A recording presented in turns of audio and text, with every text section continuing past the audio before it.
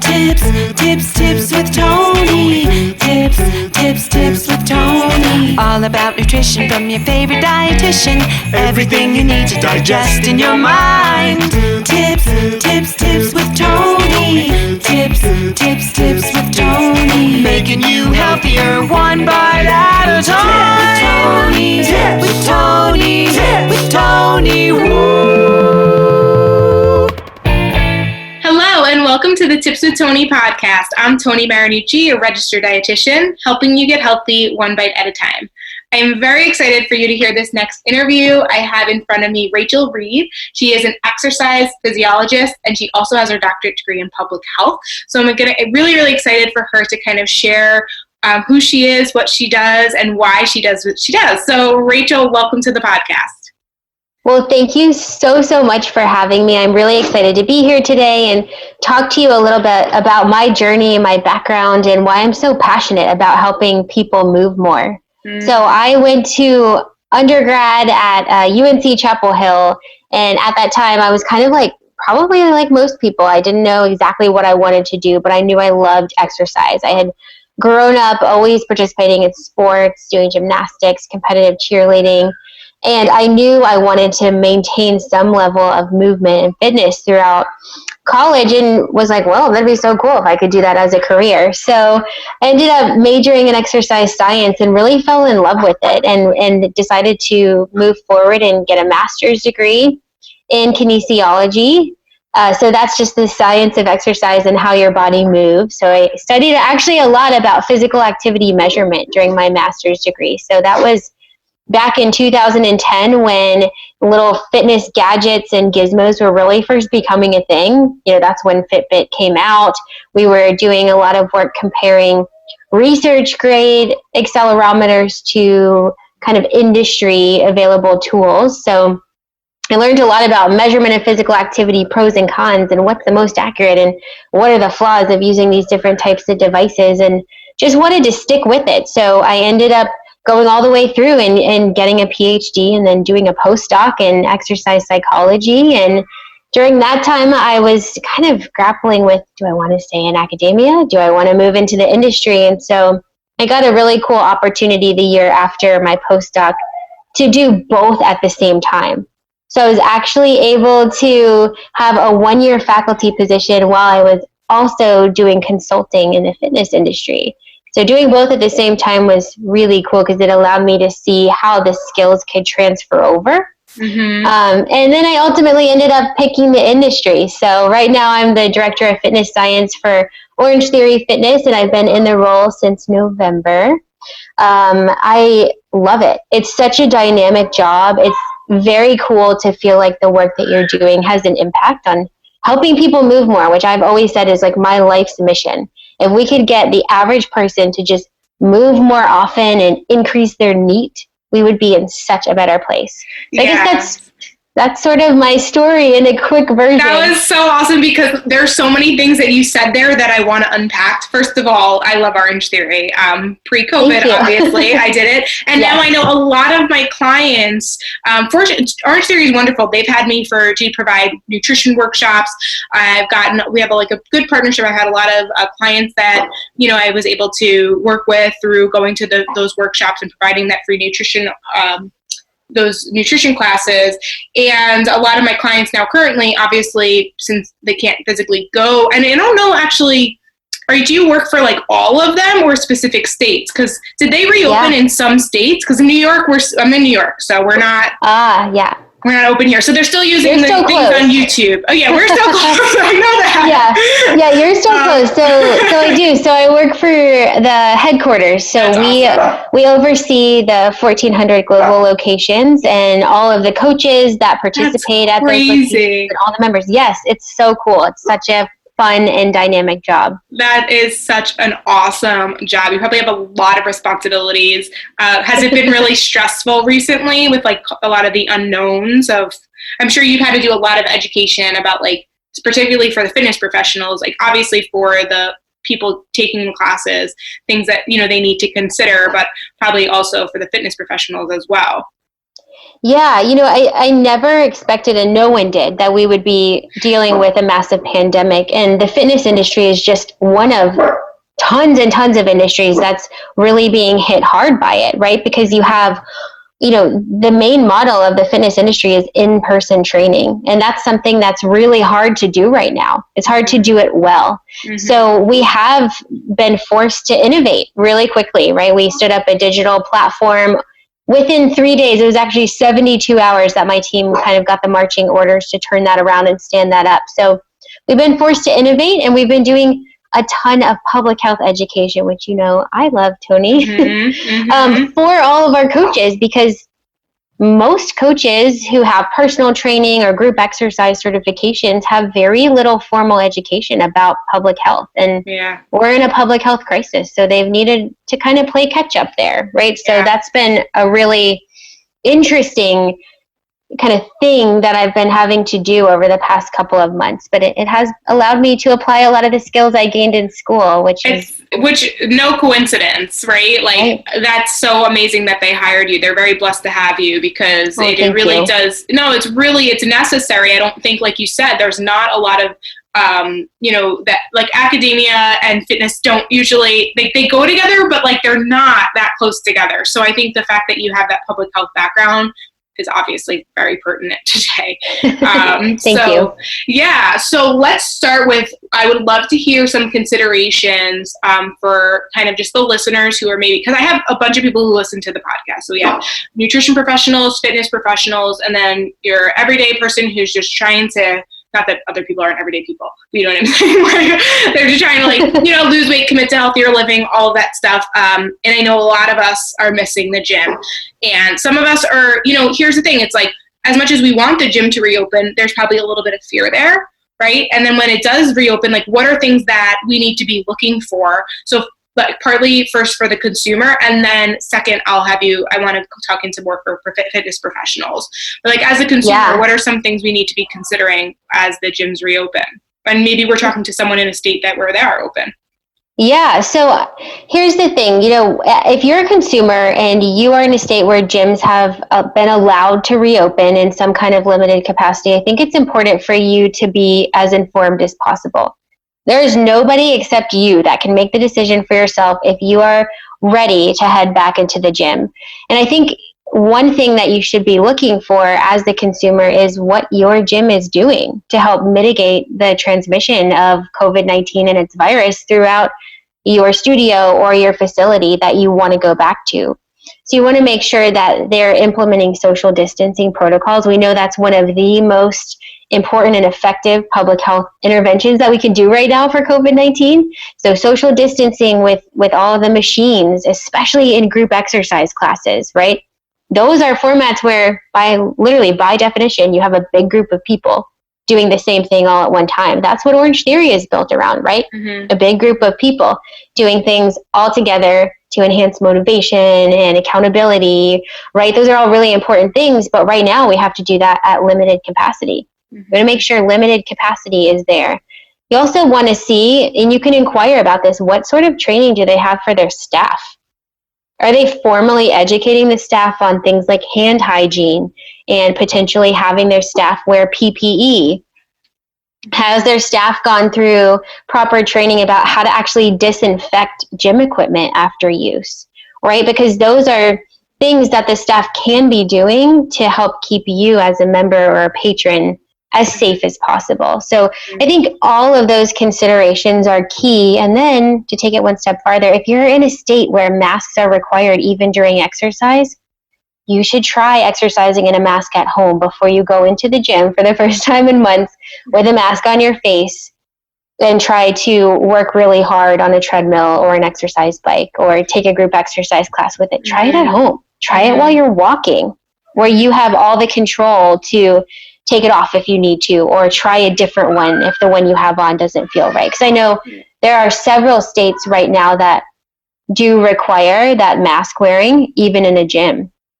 So again, I think as the consumer, find out more information and don't be afraid to ask your gym, because if they're doing a great job, they should be communicating to you all the details they're doing. Right. And then, if they're leaving some of the details out, feel empowered to ask. They want you to come back. So they should be ready and willing to share their protocols and their info with you. Mm-hmm.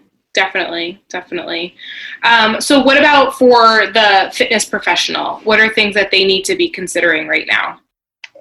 So as a fitness professional, what we know from the CDC and the data that are available to us right now is that there's a lot of things that go into any decision we have to basically leave our house, right? Everything is a calculated risk at this point. And if your livelihood and income depends on you as a fitness professional being in the gym, training clients one-on-one, or maybe coaching group exercise, you want to get back to it, right? That's only human nature. But you also want to do so really safely. And you have to realize that as a fitness professional, because you're being exposed probably to a pretty large group of people or several small groups of people all throughout your working shift, you do have a little bit of an elevated risk. Mm-hmm. So taking it upon yourself to be as protected as you reasonably can be. So maybe at your facility, they're asking you to wear a mask and use hand sanitizer, every time after you touch a piece of equipment, or be really diligent about wiping things down before your members use them, or after you demonstrate an exercise with equipment. Make sure you clean that, wipe it down. Maybe you wipe it down even before you touch it.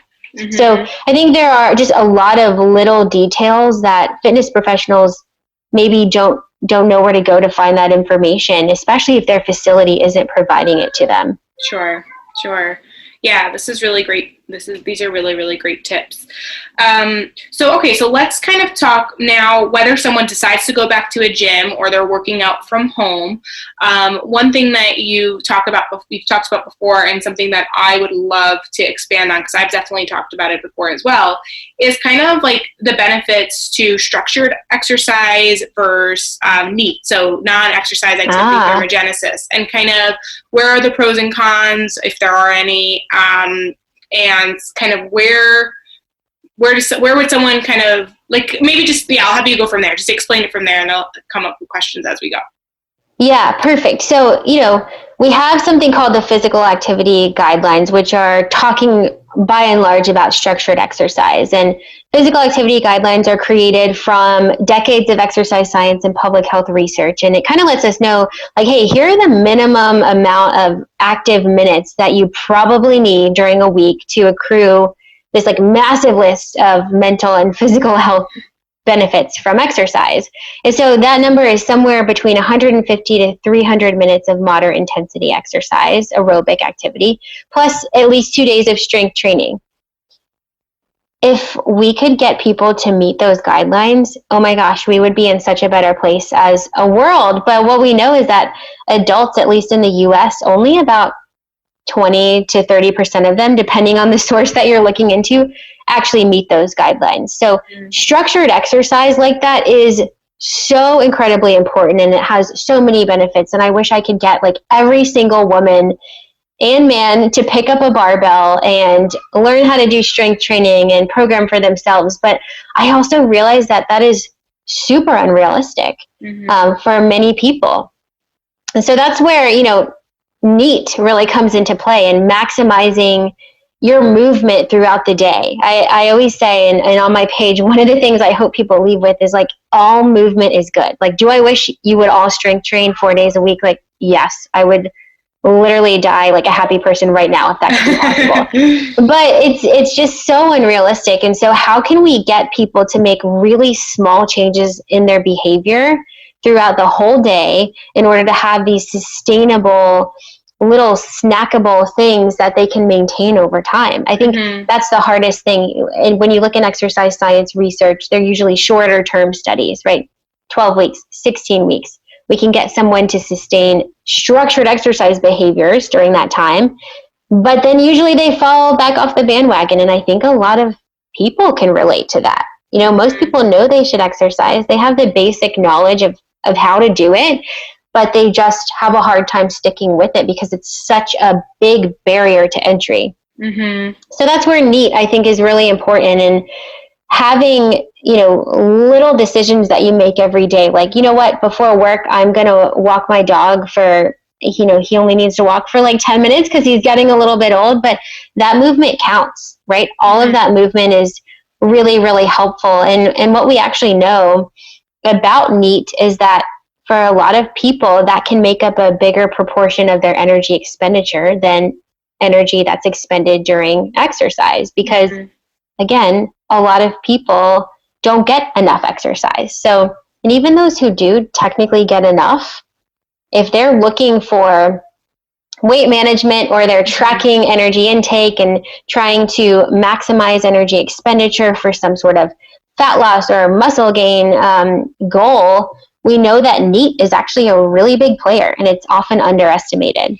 Yeah, and also too, because of the sedentary lifestyle we're set up to, especially now in COVID. Oh yeah, with the lack of travel and even people I used to work with had at least although they weren't doing exercise, they were at least like walking to their car, even though they were sitting in their car and then sitting in their desk. They were at least still like walking to their car, walking from the parking lot, walking to the bathroom, walking to talk to a coworker, walking to lunch, then sitting for 4 or 5, 6, 7, 10 hours a day, which is like our society. But that's what I try to get people to understand too. It's like, unfortunately, our society is not built for us unless we live in a walkable city or neighborhood or lifestyle that we have. Then likely the exercise that we are doing, unfortunately, isn't really I hate to say it because all exercise, all movement is good movement, but it might not be enough. And so that's where, paying attention to kind of like, how can I just like move more and sit less, or like, intentionally like clean rather than watch TV, or like, like things like that. So that kind of brings me to the next question, where we hear a lot about why recommending 10,000 steps a day. And the simple definition I tell people is like, well, it'll play into your NEAT, your non-exercise activity thermogenesis. But I'd love for you to elaborate more on that and kind of like, where did this number come from? Because I find sometimes people can become a little bit obsessed with it. And like anything, if you have something that's like unrealistic to attain, then you're less likely to do it. So I would love to hear a little bit more about like where that number came from and, how important is it to get? Yeah, so this is a question that I get all the time too, because this 10,000 number is like this like weird mythical thing that people strive for. And when you actually look back in the literature, it seems like this came from the 1960s, where this Japanese company made a device, I think it was called Manopoke or something like that, which translated literally to meaning 10,000 steps per day. And so that all of a sudden became this gold standard thing to strive for. And there's been a lot of research done by the American College of Sports Medicine and several big universities where they're really talking about, how many steps do people actually need? And what we know is that it kind of, like a lot of things in science, depends. It depends on how active the person is with structured exercise. It depends on what they're starting from. And so by and large, if we could get Americans to move about 6,000 steps per day, that would be a huge improvement in health. I mean, it would have an automatic like up leveling of the public's health if we could just get them to move even literally a little bit more. So I think 10,000 steps for a fairly highly active person makes a lot of sense, but it's something that can be so far out of reach for people, especially when they're first starting to become aware of tracking, and it can become a number that they're obsessed with. And if that's the case, it's sort of like we need to use it as an objective tool, but we don't need to have like a huge emotional tie to it, right? It's something that we should strive to work towards over time in a really sustainable fashion. So adding 100 more steps for a week and then try another 100, right? Just like tiny increases is definitely the way to go. And that's where, I love my Apple Watch. I wear it almost every day. It's great for me because I've been able to kind of like disassociate the emotional toll that it takes. If I don't fill in those rings, I don't get upset about it because I understand, things happen, and generally over time, I take about 9,000 steps a day. If I'm looking at the week, that's about my average. And I know that, would 10,000 be better? Sure. But is 9,000 pretty good? And I'm kind of keeping a watchful eye on patterns over time. Yeah. But if the Apple Watch for you, if the rings don't close and it makes you upset and you're that person that's like walking up and down the stairs at 10 p.m. at night to like fill the rings and it becomes this unhealthy obsession, then it's kind of like, is that actually doing any good for you? Yeah. Or like very often it's like if someone will say to me, well, I only have 20 minutes in the morning to go for a walk, so I just don't go. It's like, well, 20 minutes is better than 0 minutes, you know? So it's encouraging people to do it. And yeah, that's a really good point. If anything's becoming obsessive, it's usually unhealthy. It's like counterproductive. Absolutely. And I will literally have conversations with people in DMs about like, how do you get your steps up so high? Or what are you doing? And there's no secret to it. I mean, you're a mom of a toddler. well, that is true. I am chasing a toddler around a lot. Have a baby. Then you'll get your steps in. Yeah, borrow my 2-year-old son and you'll be good. It's so funny. So true. Yeah. So true. Yeah, and that's another thing. It's like that kind of movement counts too. Like if I'm running around playing with him or we're playing hide and go seek, like that all adds up. It adds up throughout the day. So I would just encourage people who are feeling like this really big roadblock of like, maybe you're tracking now and you're getting 3,000, 4,000 steps and you're like, I'm so far from 10,000. That's not a smart goal, right? I'm sure you probably talk about those, Tony, right? Like really sustainable, measurable, small goals that you can meet because that's how you're going to be more successful. So set your goal for 4,500 for a couple of weeks. See if you can get that and then slowly move it up. Love that. That's so great. So I definitely, because you brought up activity trackers, I definitely want to get to that. But before we do that, you made a comment, and I'd love for you to elaborate on it, where you said, people did strength training 3 to 4 times per week, I would die happy. So please elaborate on that a little bit more of why strength training is so important, and how would someone even get started if they're a little intimidated by that? Yeah, and I feel like, thank you for asking me about this because I love talking about it. I actually did my PhD in the body composition and metabolism lab, how nerdy that sounds, but we looked a lot at specifically women and women who are middle-aged and older adults and how a lack of physical activity would be shown immediately in their health. So they would a lot of times have sarcopenic obesity, which is a loss of muscle mass and an excess fat mass. And that would also usually mean that they were at high risk for things like osteoporosis. And strength training has been shown time and time again in interventions to counteract a lot of those things. Strength training can keep our bones healthy. It can increase lean mass. It can decrease fat mass. A lot of that also depends on diet, nutrition, as you know, right? But exercise can really help to attenuate the loss in lean mass that so many people experience as they age. And strength training, I think, has a lot of like myths around it. A lot of women that I know, even family and friends, they'll be like, I'm afraid of that because I don't want to get bulky, right? I don't want to lift because I don't want to get bulky. And strength training can be so many things. It can be body weight movement. It can be using resistance bands, using dumbbells, or it can be, using the squat rack at the gym, which is probably the vision you have in your head of strength training and you're going to get all big and muscly. But I mean, really, strength training has so many awesome benefits that I just wish more people would do it. It is so intimidating, though. Not knowing where to start is the biggest roadblock there. And so I think not knowing where to start. That's like, but the answer to that is usually just start, and you'll figure it out as you go. Yes, yeah. And right now is such a weird time in the world. But one of the good things that has, I think, come out of this, at least for the fitness industry, is that there are so many companies and brands and trainers putting incredible workout programming online for free. So there's really a very low risk of you trying something from your home 1 or 2 times and kind of seeing like, how do I feel when I'm moving like this? Is my mood more elevated afterwards? Do I feel, how do I feel the next day? Am I feeling proud? Is my self-efficacy increasing? These are all things that maybe right now, if you're kind of like, how do I get started? Yeah, just start, try something and see how you feel.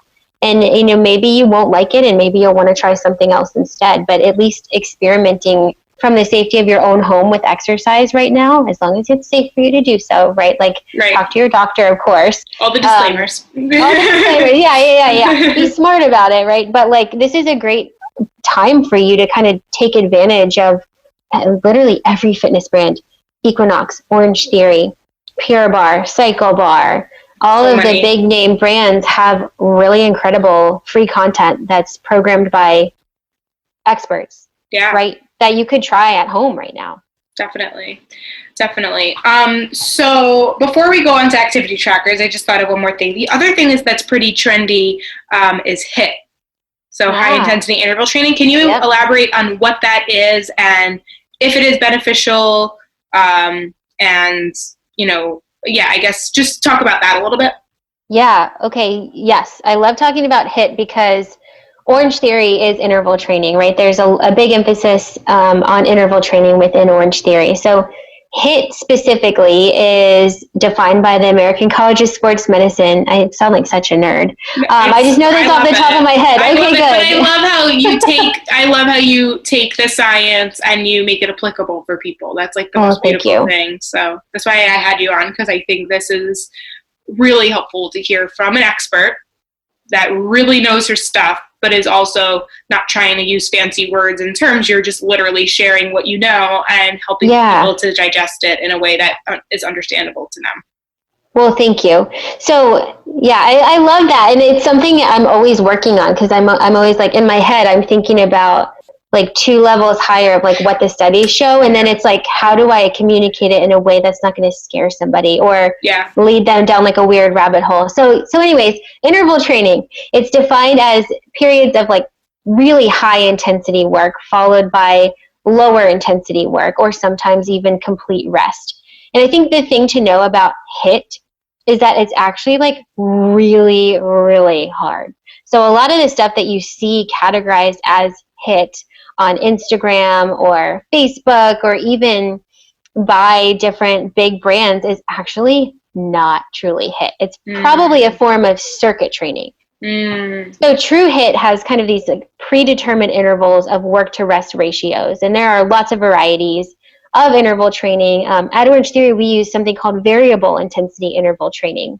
So sometimes you're going, almost all out, everything you have, and then you have a total like rest period. Sometimes though, you're kind of in the middle and then you go all out, then you rest. So variable intensity, we're kind of mixing things up. But there's a lot of research to support efficacy of interval training. And I think the biggest way to summarize that research is that if the dose of interval training is about 2 to 3 times per week, it can be in 20-minute sessions or so. So it's very time efficient, and it has almost the same health benefits for certain variables anyway, as way longer bouts of moderate intensity, steady state exercise, right? So, you could get a lot of benefits from doing a 20-minute interval training workout on a treadmill. You could also get those same benefits by maybe exercising for 40 minutes, for example, at a moderate intensity. So it's attractive in exercise science, and a lot of people like it because it can be time efficient. And we know a lot of us are short on time. It's hard to fit a long workout in. So if we can get a good bang for the buck, that's great. But the thing to remember with that is that more isn't always better. Especially if you have high intensity work, you need to allow yourself time to recover. So doing true HIIT training every day is probably not a smart idea. Incorporating it into your structured exercise routine, 2 thumbs up, but do it strategically and understand kind of how that's going to work, and allow yourself time and the right fuel to recover well. Yeah, I love that. More isn't always better. That's so true. Not. So true. Okay, so going off of that, I know one thing Orange Theory does is it uses like the heart rate monitor. Some other people might have an activity tracker, whether it's a Fitbit, or I think we said it, but I can't remember, the Whoop. I think it's called the Whoop. Yeah. Whoop. The Whoop, the Fitbit tracker, the Apple Watch, all these different kind of things that track your heart rate. Or honestly, maybe even just like plugging in like My Fitness Pal, your workout. Like, I'm curious, and I think that's so cool that you got your master's in this. This is like the perfect person to talk to. I feel like what a nerd. And this is amazing. So what, I guess, maybe kind of, can you talk a little bit to that? Like, are they accurate? Is one more accurate than the other? Should we be using them? Or, what are your thoughts there? So the science answer is always, it depends. As far as accuracy, it depends on what variable you're measuring. For steps and distance, a lot of them now integrate GPS, and they also have accelerometers and pedometers in them. So they're pretty darn good at tracking distance and steps across the board now. The technology has improved a lot since I did my master's in 2010. I can't believe it's been 10 years since then. But you look so young, by the way, in a very good way. Oh, people tell me that all the time. People tell me I look all the time, and I don't know why I used to get offended. Now I love it. I guess because I'm 30. I'm like, so yay! I'm like, yeah, but if you the wrinkles. No, you don't. So yeah, sorry. Just wanted to throw that out. No, thank you. That's so kind. So for steps and distance, most of them by and large do a pretty darn good job. Now, if you're thinking about things like caloric expenditure, which is what I know a lot of women are tracking when they're using a tracker, right? Like, they might say like, oh yeah, I'm looking at steps, I'm looking at this, I'm looking at that, but probably what they might be looking at is caloric expenditure. Mm-hmm. What I would say is, that really depends on the algorithm. It depends on so many different factors. It depends on if the algorithm is estimating caloric expenditure with heart rate, if it's taking into account their actual weight, not the weight that they input, right? Right. So it depends on what variables are used in that algorithm for caloric expenditure. And I think that, there's a lot of room for error in something like that. Mm-hmm. If we're looking at heart rate, it depends on where the device is worn. It depends on, for example, if it's around your wrist versus, a chest strap where the electrodes are kind of right against your chest. It depends on so many things. So I think that's, if you're looking at validity and reliability data and studies, you're going to see a mixed bag. A lot of studies will compare one tracker to the other, but I think the good thing about them is that the technology is ever improving. So the validity data is getting stronger as the algorithms improve and the technology improves. But there's definitely a lot of room for error. So I always say, like, you shouldn't live or die by it, but it could be helpful for detecting patterns. And that's the thing. It's like not looking at an isolated day, but if you're looking in general at a week, at a month, and you're sort of tracking patterns and you're using the data as one tool in your tool belt for improving your health, that can be really good. Yeah. I think there's a decent amount of evidence to support wearing an activity tracker of some sort to elicit behavior change. Mm-hmm. Definitely. Right. So motivating. Mm-hmm. Yes. Yeah. That self-monitoring piece, it can be super motivating, and it can provide that positive reinforcement as long as you have a healthy relationship with it. As far as accuracy, it's a little bit more of a mixed bag. So I think, it depends on what you're using it for. Yeah, I think that makes sense a lot.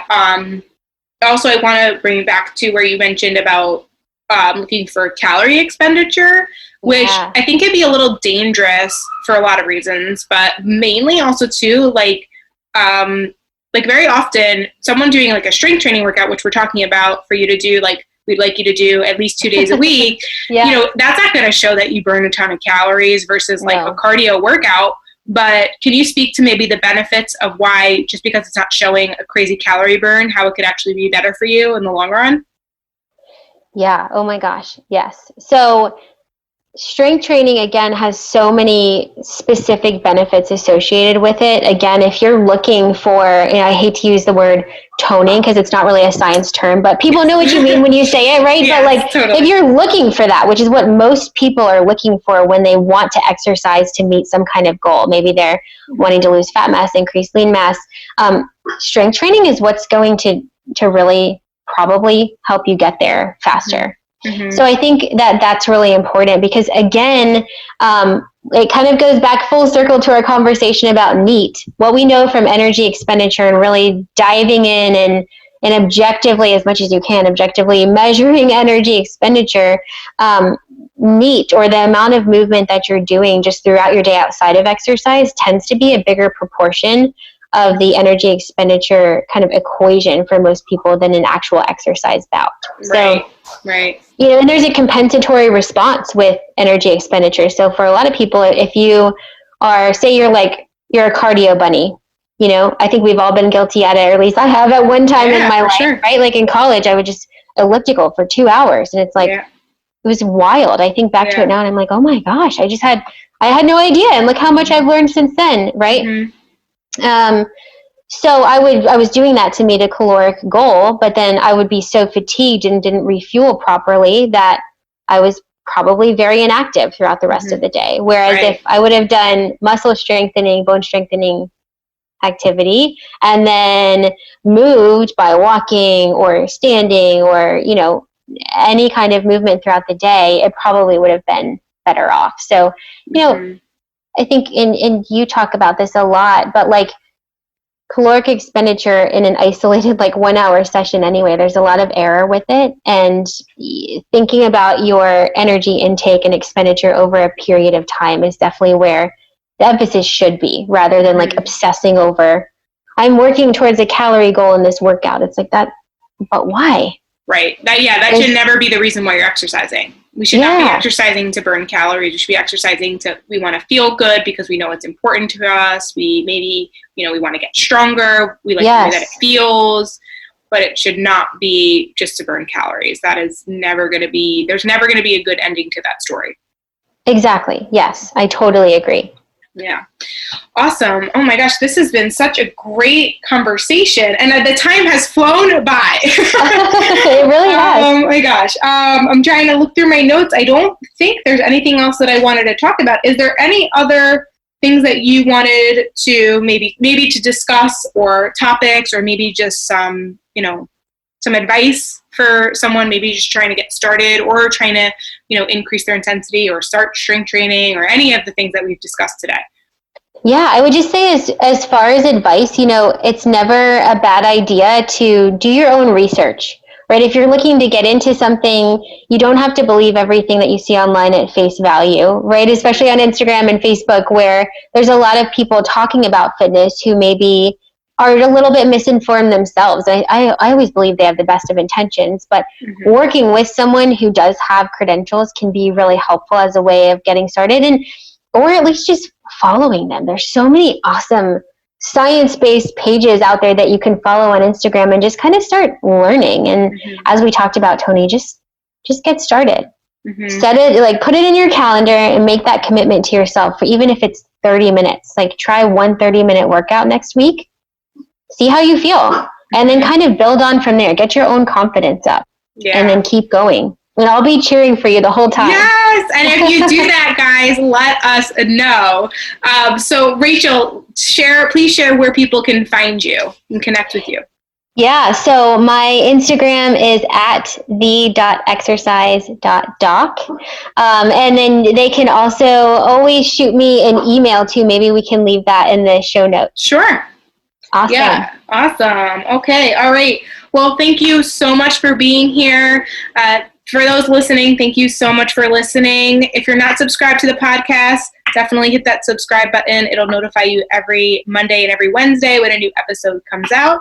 As always, I'm Tony Marinucci, your registered dietitian, helping you get healthy one bite at a time.